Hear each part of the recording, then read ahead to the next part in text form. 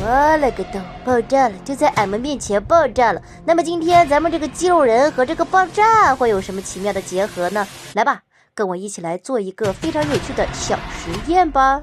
今天我们要做的就是人体与核爆炸模拟。那么现在这个肌肉男呢是搞定了，虽然长得有点吓人，但是放心吧啊，我们就是来做一个小实验的。长得不帅，咱们也可以放过他哦。哇哦，这是那个骨骼，这血红的肌肉呀，我还是第一次看到嘞，这么完整的一个人体标本。好吧，现在我们的1号选手已经就位了，那么核爆炸呢，搁这儿呢，瞅到了没有？这熟悉的蘑菇鱼呀，打得我们日子过得不错的小伙伴，那是直接哇哇乱叫呀，喜欢，我喜欢它。好啦，接下来我们来看一下这核爆炸究竟对人体的这个破坏力有多大吧。哎呦，我的妈呀！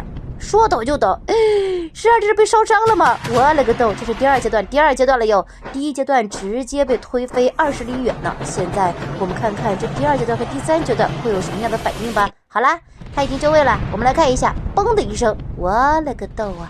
白天变成了黑夜，狂沙席卷着枯树叶，直接奔向我们的小小可怜人。我勒个豆喂，这冲击力也忒大了点吧！蘑菇云爆发了，这就是让人闻风丧胆的蘑菇云。好啦，我们的蘑菇云暂时归于平静了。那么我们的小人体呢？我天哪，这是变异成了异形了吗？好家伙，刚刚一次的爆炸威力实在是太大，搞得我们的4号选手已经变成了异形了。我们现在来固定一下啊，来定格一下，看一下。现在我们的4号选手已经就位了，刚才爆炸的是3号，不好意思啊。4号选手，你能够忍受得了这么大的冲击波吗？来了，狂沙卷枯叶，咻的一下，嘣！哇塞，隔着屏幕我都感觉被人家重重的推了一把，而且身上有那种焦灼感。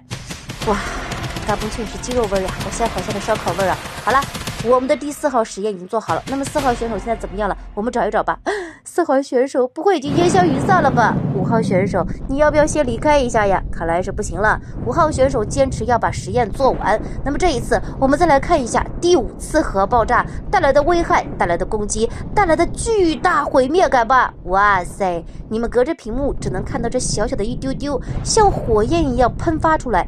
但是如果你们在这个核爆炸的现场的话，那么不好意思，你就再也没机会看我的视频了。快看呀，刚才还是漆黑的夜瞬间被点亮，然后迅速的恢复到漫天的黑夜里面。为什么？因为核子爆炸会破坏一切，不光是5号，还有我们所有人的视线。咻的一下，5号呢？5号搁哪儿呢？5号在这儿呢，5号浑身冒着烟呢。哇塞，今天的核子爆炸和人体实验到这里就结束了，是不是还蛮震撼的呀？